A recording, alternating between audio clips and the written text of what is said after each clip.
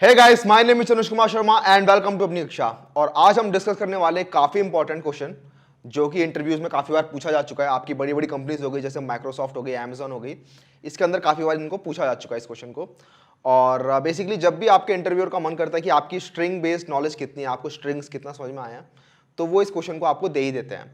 तो आज जो हम क्वेश्चन डिस्कस करने वाले हैं वो है आपका एनाग्राम्स। तो आप अगर मेरी स्क्रीन पर देखोगे तो यहाँ पे लिखा हुआ है check whether two strings are anagram of each other. तो हमने यार स्ट्रिंग्स हमने लास्ट वीडियो में पढ़ लिया है, ठीक है। स्ट्रिंग्स कैसे काम करती हैं और स्ट्रिंग्स के अंदर क्या क्या फंक्शंस होते हैं हमने वो सब देख लिए हैं।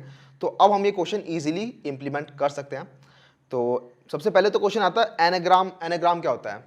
तो एनाग्राम बेसिकली क्या होता है, दो स्ट्रिंग्स एक दूसरे के एनाग्राम्स तब होते हैं जब उन दोनों स्ट्रिंग्स के अंदर जो कैरेक्टर्स हैं वो सेम है, ठीक है। उन दोनों में सेम नंबर ऑफ कैरेक्टर्स हैं और सेम नंबर ऑफ टाइम्स वो रिपीट हो रहे हैं, ठीक है।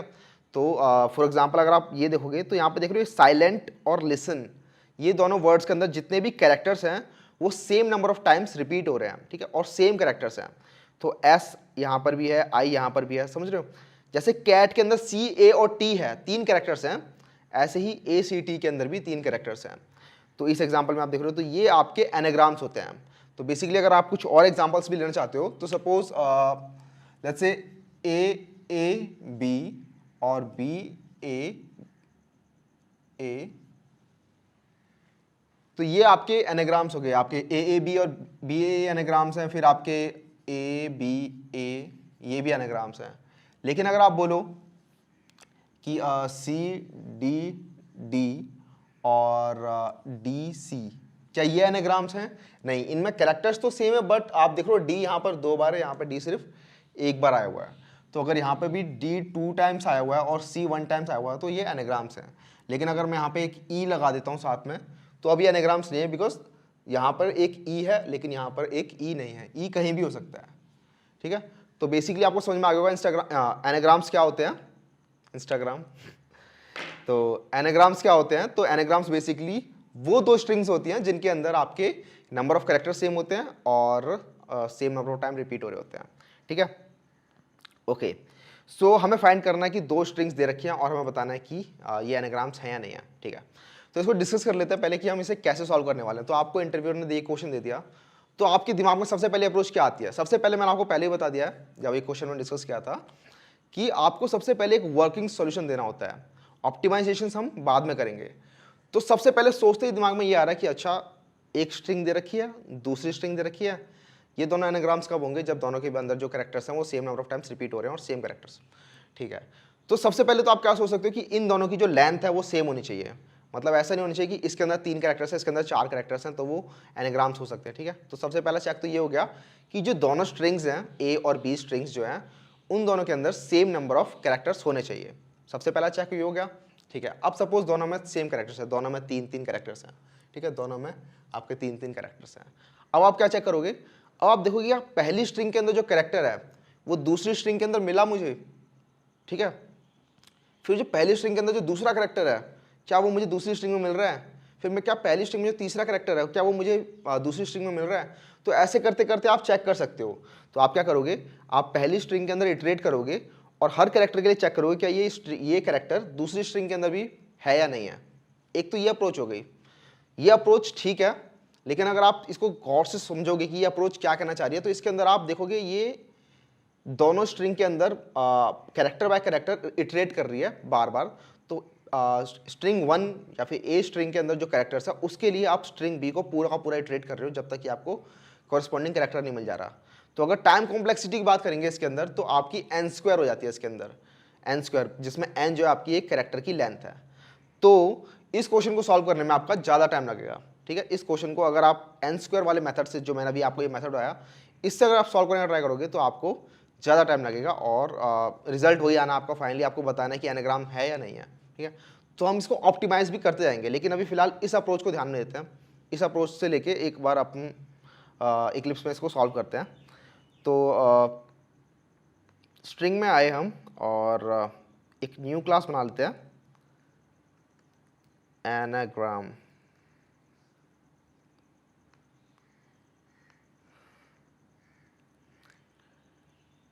ओके,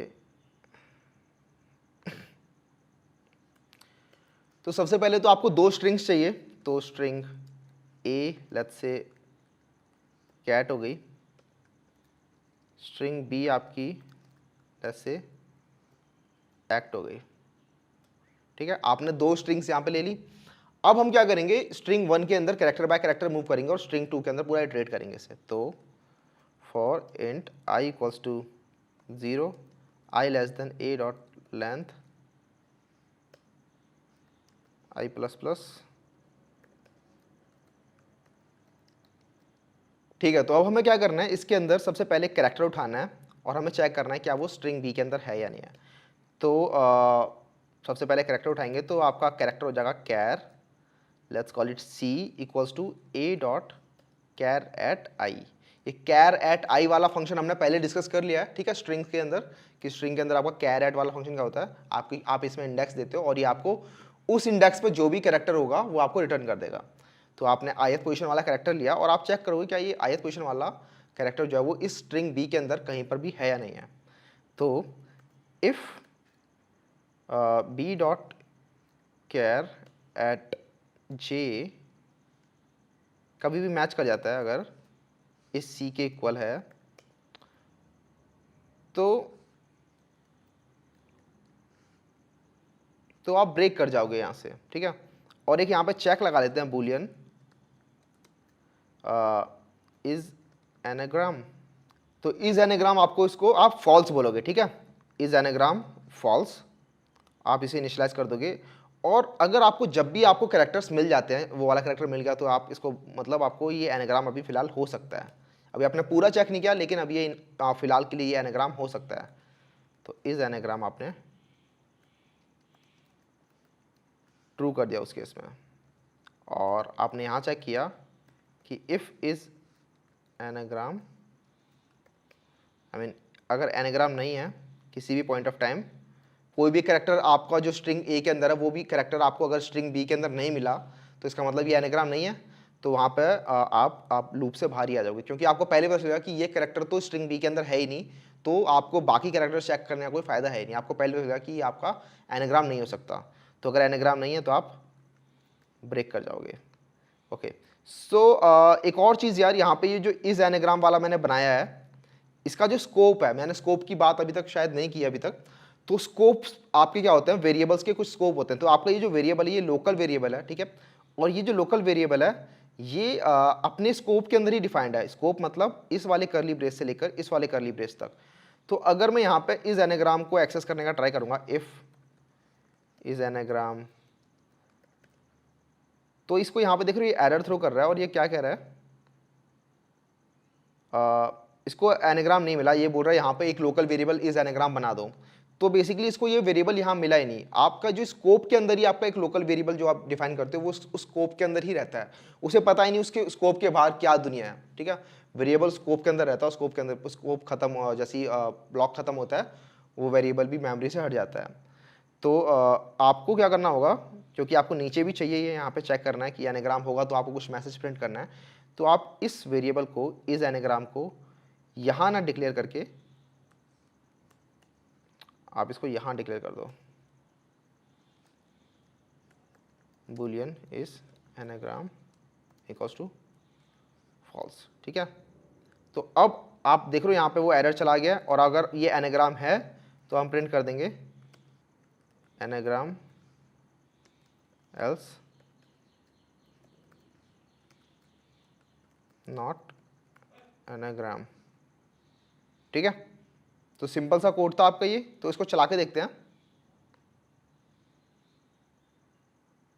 तो यहाँ देख रहे हो ये बता दिया इसने कि हाँ ये दोनों एनाग्राम्स हैं। तो किसी और एग्जांपल के लिए रन करते हैं, लेट्स से साइलेंट, और अगला क्या था ये, लिसन। ठीक है, इसके लिए भी एनाग्राम है, लेकिन जैसे मैं इसका एक कैरेक्टर चेंज करता हूँ तो ये नॉट एनाग्राम। तो ये कोड अभी चल रहा है, बट इस कोड के अंदर अभी एक प्रॉब्लम है। वो प्रॉब्लम क्या है, वो अगर आपने फिगर आउट कर ली तो काफ़ी अच्छी बात है। इस कोड के साथ अभी एक प्रॉब्लम है कि ये कोड अभी रिपीटिंग नंबर ऑफ कैरेक्टर्स को अभी पकड़ नहीं पाएगा। तो मैं क्या कहना चाह रहा हूँ कि अगर आपके कैरेक्टर्स रिपीट हो रहे हैं, सपोज यहाँ पे ए बी है और यहाँ पे मैं कह देता हूँ ABC, ठीक है। AAB और ABC आपको दिख रहा होगा कि ये एनाग्राम्स नहीं है, लेकिन ये कोड अभी भी इसको एनाग्राम बोलेगा, ठीक है। ये अभी भी इसको एनाग्राम कह रहा है। ऐसा क्यों कर रहा है ये? तो बेसिकली हम क्या कर रहे हैं, अब फर्स्ट वाला A जो हमें मिला, हमने फर्स्ट वाला A देखा, अच्छा ये इस B के अंदर है या नहीं है, तो इसको B के अंदर मिल गया पहली पोजीशन पे, देख रहे हो यहाँ मिल गया इसको, तो बोला ठीक है। फिर इसने अगले वाले A को देखा, अगले वाला A भी इसको इसी वाले A के अंदर ही मिल गया, ठीक है। तो हम कोई चेक नहीं लगा रहे कि स्ट्रिंग B के अंदर अगर आपको ये कैरेक्टर मिल गया है तो इसको आपको इग्नोर करना है, हम ऐसा कुछ चेक नहीं लगा रहे। तो वो पुराने वाला जो A है उसी को यूज़ कर ले रहा है दोबारा से, देख रहे हो, इसने पुराने वाला A दोबारा से यूज़ कर लिया और फिर B को ढूंढा इसने, तो B आपको यहाँ पे मिल गया। तो हमें कुछ ऐसा एक चेक लगाना पड़ेगा जिससे कि अगर एक बार आपको एक कैरेक्टर मिल गया तो आप उस कैरेक्टर को B स्ट्रिंग के अंदर दोबारा आप उसको कंसिडर नहीं करोगे, ठीक है। तो एक विजिटेड करके एक बूलियन बना लेते हैं, ठीक है, विजिटेड करके। तो बूलियन एरे बना लेते हैं एक विजिटेड। तो वो क्या करेगा, वो ध्यान रखेगा कि कौन सा कैरेक्टर विजिट हो चुका है, ठीक है। तो न्यू बूलियन और b डॉट लेंथ कर देते हैं। तो सबसे पहले जो एक चेक लगाना था वो आई थिंक मैंने नहीं लगाया, हाँ वो मैंने एक नहीं लगाया। तो सबसे पहला प्रिलिमिनरी चेक तो आपका यही हो जाएगा कि if a dot length is not equals to b dot length, तो आपका बेसिकली सॉरी, अगर a equals to a length और b लेंथ इक्वल है तभी आपको इस कोड में घुसना है बेसिकली।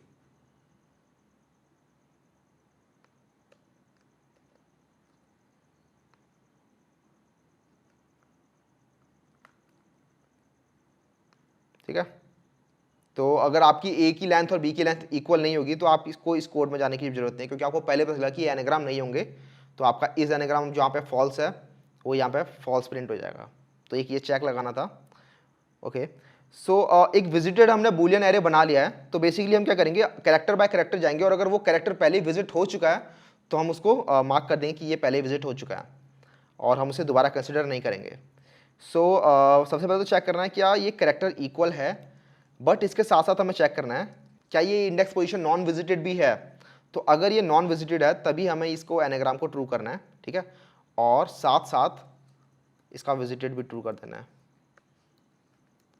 ठीक है। सिंपल सा एक छोटा सा ये इसके अंदर बग था, बग कह सकते हो इसे, कि ये कोड अभी चेक नहीं कर रहा था कि रिपीटिंग कैरेक्टर्स के लिए क्या सिचुएशन होनी चाहिए।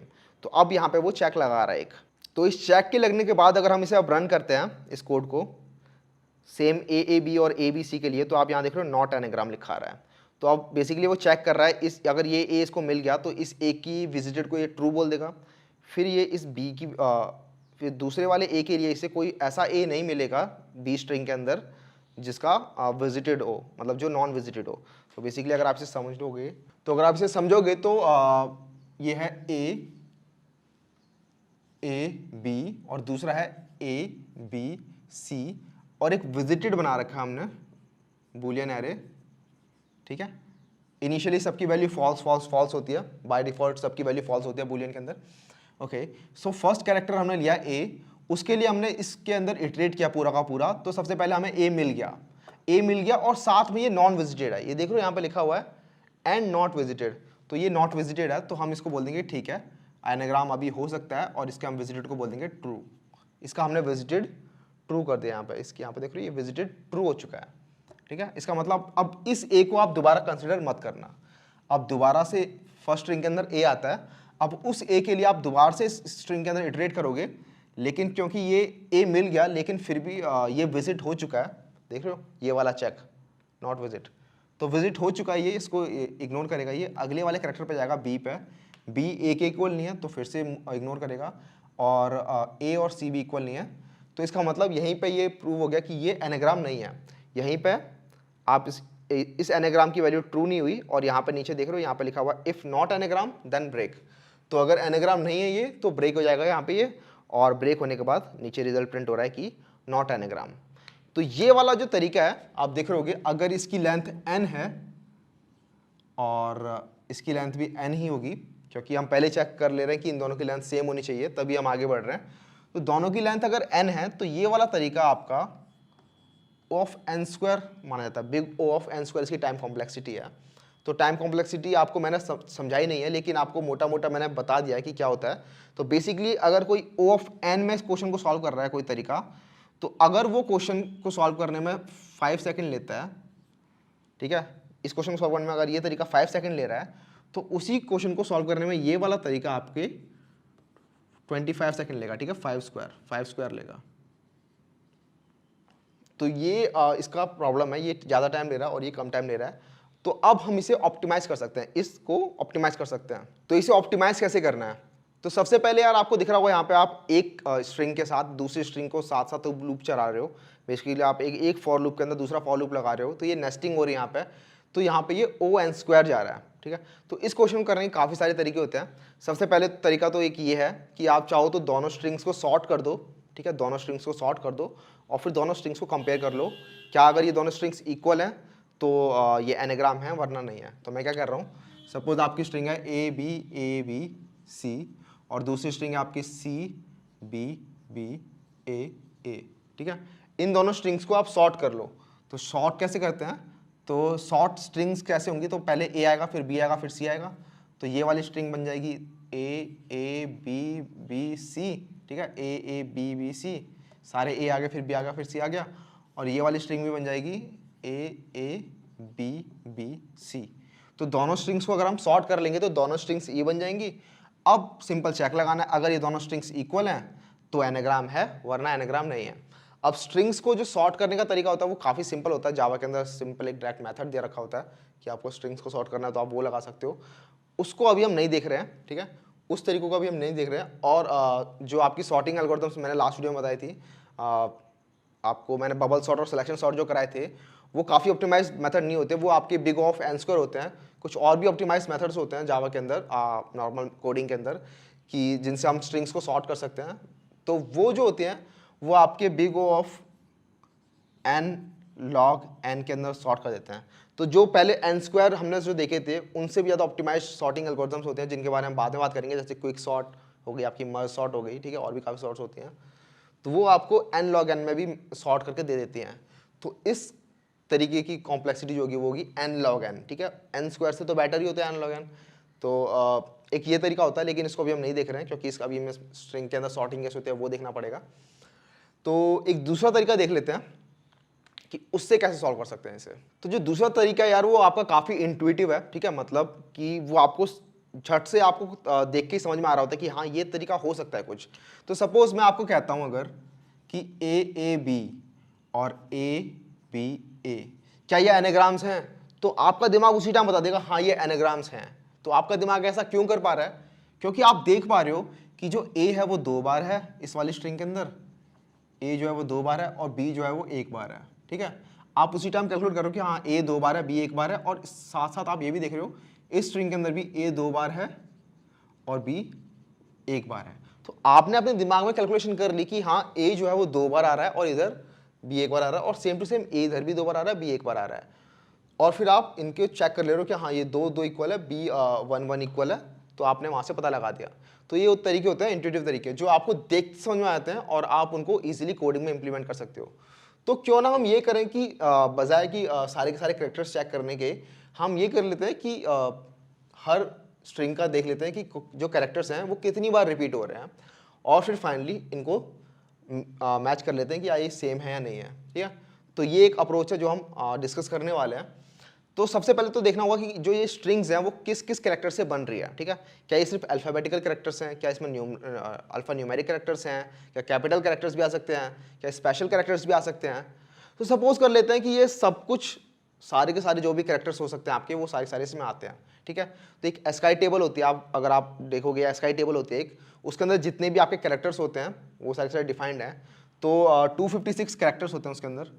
तो हम सपोज कर लेते हैं ये जो स्ट्रिंग बन रही है ये आपकी 256 कैरेक्टर से ही बन रही है, इसके अलावा कोई और कैरेक्टर इन्वॉल्व नहीं है इसको बनने में, ठीक है।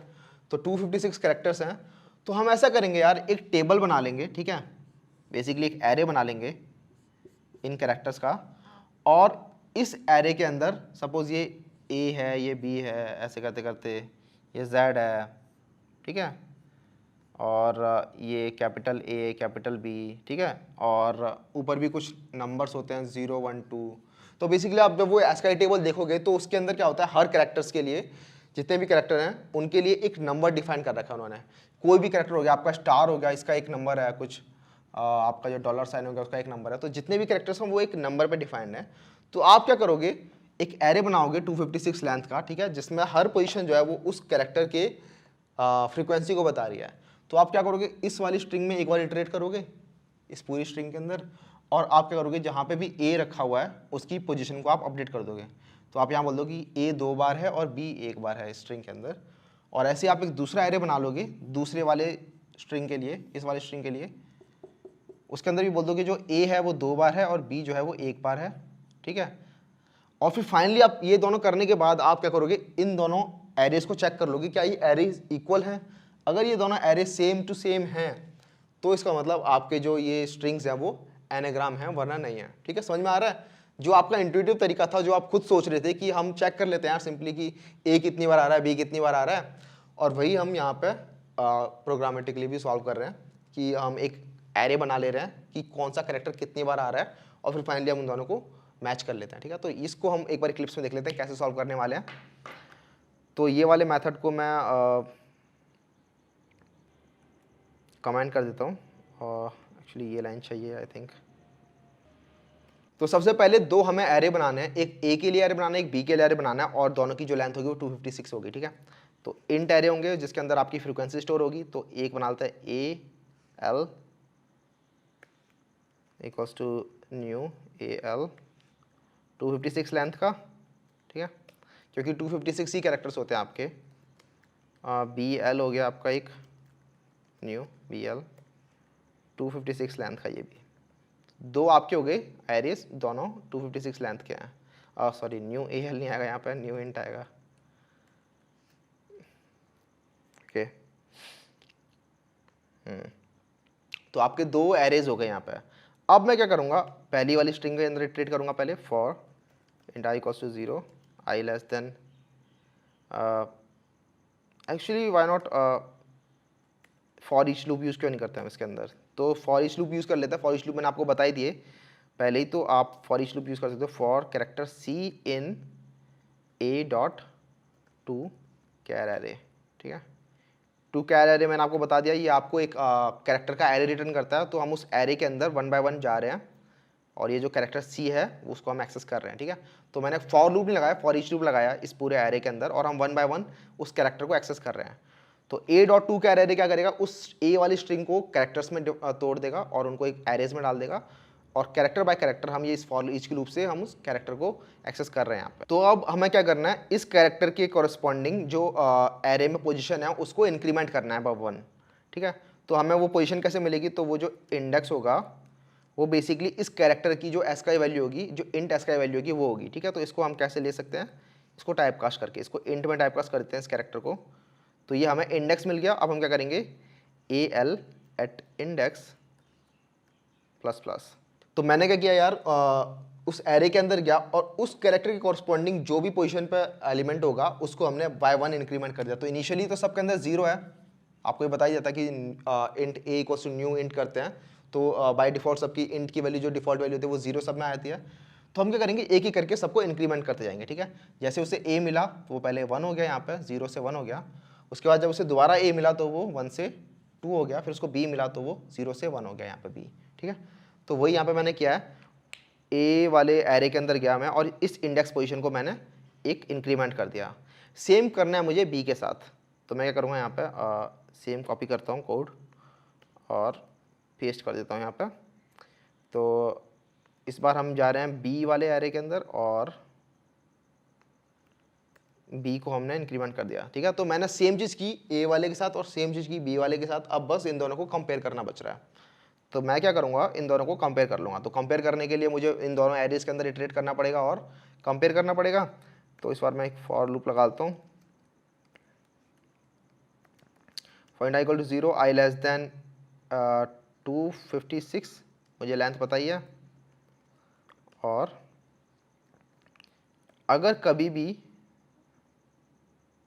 तो इस केस में क्या करता हूँ मैं, यहाँ पर ट्रू कर देता हूँ एनाग्राम को कि इज एनाग्राम इनिशियली ट्रू है, और कभी भी मुझे ऐसा मिलता है कि ये दो पोजीशन सेम नहीं है, मतलब इस वाले एरे के अंदर कोई पोजीशन है कि सपोज 1 यहाँ पर 2 टाइम्स है लेकिन यहाँ 1 2 टाइम्स नहीं है, किसी और नंबर ऑफ टाइम्स है, या फिर सपोज ए यहाँ पर 2 टाइम्स है लेकिन यहाँ पे ए जो है वो 3 टाइम्स है। तो जैसे ही मुझे कुछ दिखता है कि हाँ ये दोनों इक्वल नहीं है, उसी टाइम मुझे पता चलता है कि ये दोनों एनाग्राम्स नहीं हो सकते, क्योंकि इनमें डिफरेंट नंबर ऑफ टाइम्स जो है वो कैरेक्टर्स हैं। तो जैसे ही मुझे पता चलता है कि ALI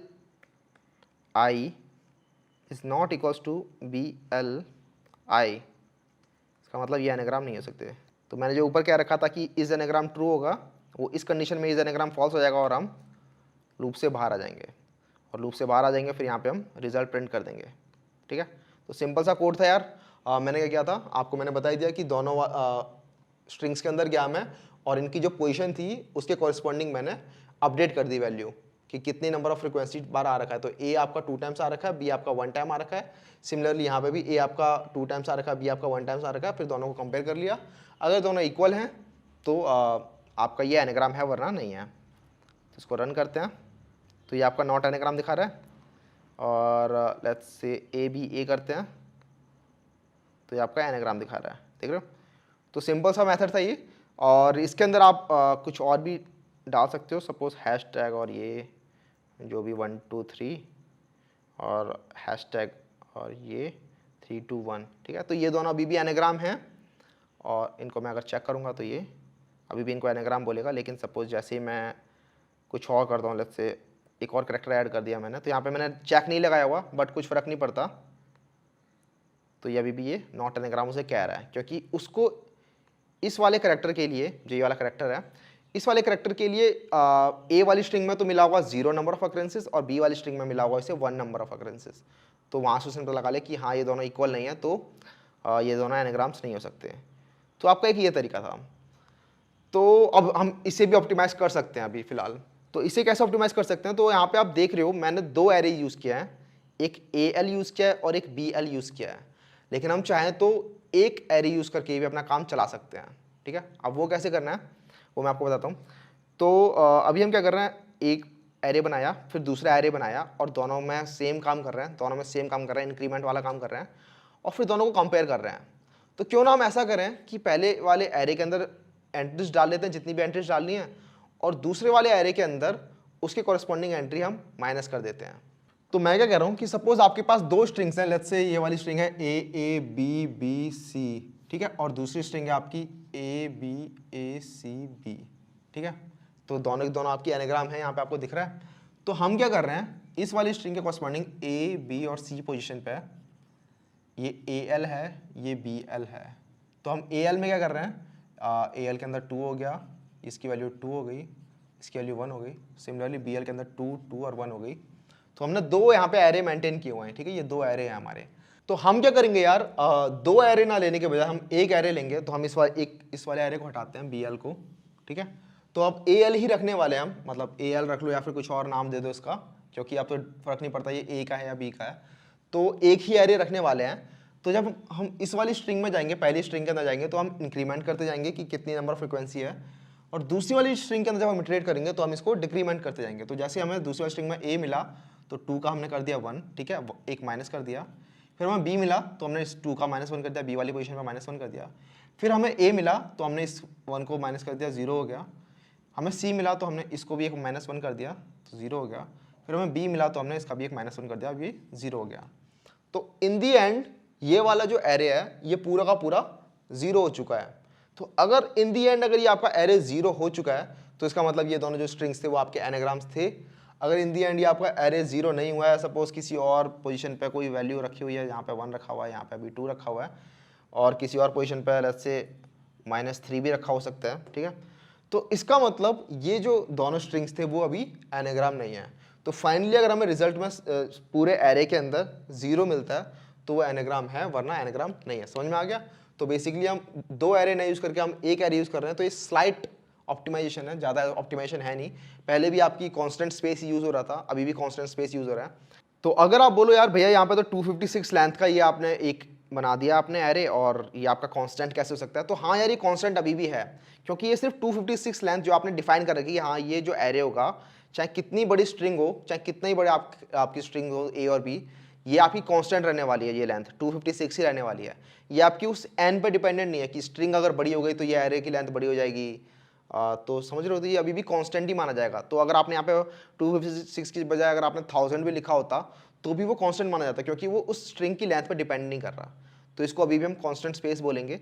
तो अगर आप इसको 2 बार भी एरे लेते हो तो भी वो कांस्टेंट स्पेस ही माना जाता है। बट स्लाइट एक मॉडिफिकेशन हमने कर दिया कि एक बार, इस बार हम 2 एरे ना यूज़ करके एक बार एरे यूज़ कर रहे हैं, और बेसिकली हम दूसरी बार में माइनस माइनस करते जा रहे हैं।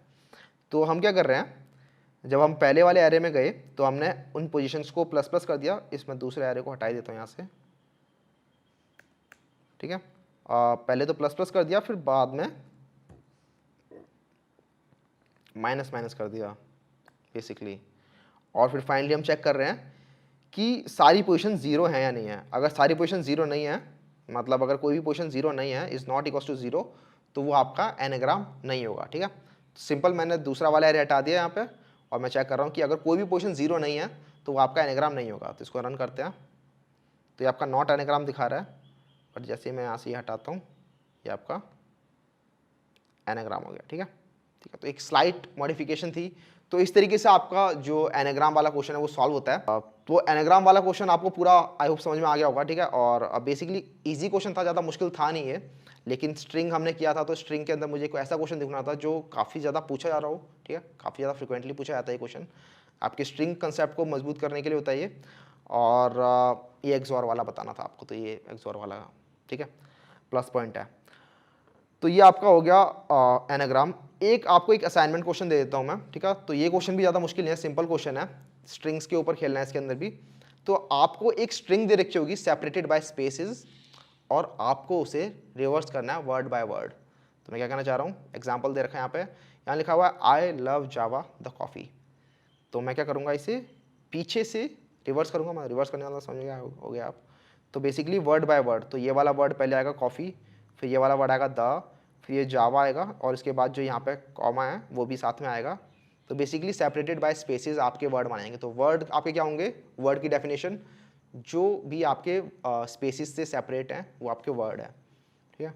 तो इसके अंदर आपको काफ़ी सारे केसेस हैंडल करने होंगे, मैंने आपको वो यहाँ पे बताया नहीं है, लेकिन कुछ केसेस होंगे जिसके अंदर आपकी जो गिवन स्ट्रिंग होगी, ये वाली जो स्ट्रिंग है, वो उसके अंदर आगे कुछ स्पेसेस हो सकते हैं और कुछ ट्रेलिंग स्पेसेस हो सकते हैं। तो उनको आपको ध्यान में रखना है कि वो स्पेसेस मुझे फाइनल आउटपुट में नहीं चाहिए, ठीक है। एक ये पॉइंट हो गया। दूसरा होगा कि जो आपको गिवन स्ट्रिंग होगी उसके अंदर हो सकता है कि जो आपके वर्ड्स हों वो मल्टीपल स्पेसिस से भी सेपरेट हो सकते हैं, ठीक है। तो यहाँ पे तो वन स्पेसिस से सेपरेट हैं, लेकिन कई बार हो सकता है कि 5 स्पेसिस से सेपरेट हो रहा है, कहीं पे होगा 1 स्पेस, कहीं पे होगा 2 स्पेस। तो मुझे जो आउटपुट चाहिए उस आउटपुट के अंदर आपका जो रिजल्ट आएगा वो 1 स्पेस से ही सेपरेट होना चाहिए। मुझे फ़र्क नहीं पड़ता आपके इनपुट स्ट्रिंग के अंदर मैंने कितने स्पेसेस दे रखे हैं आपको बीच में वर्ड्स के, बट फाइनल आउटपुट के अंदर मुझे सिंगल स्पेसिस से सेपरेट होकर चाहिए वो स्ट्रिंग, ठीक है। तो ये आपका क्वेश्चन है, ये असाइनमेंट है, आपको ये सॉल्व करना है, और इसको हम डिस्कस करेंगे नेक्स्ट वीडियो में, ठीक है। तो तब तक के लिए चलते हैं यार, see ya, have a good day, bye.